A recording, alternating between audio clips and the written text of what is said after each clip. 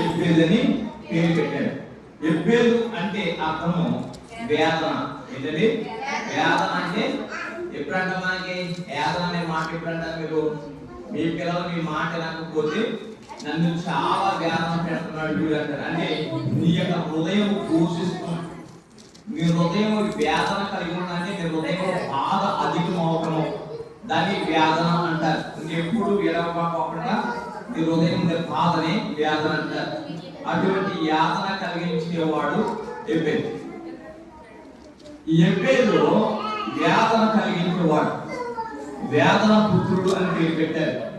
చాలా సందర్భాల్లో మనము చాలా మందిని ఈ రీతిగానే మనం మాట్లాడతాం.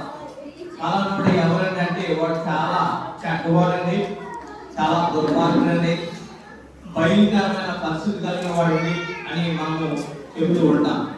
అయితే ఈ వాక్యం అంటున్నా మీరు ఈ రోజు నుంచి జాగ్రత్తగా మాట్లాడటం నేర్చుకోవాలి. యాతన కలిగించే ఎబ్బేలు ఏం చేశాడు అంటే కనుక అతను ప్రార్థన చేశాడు.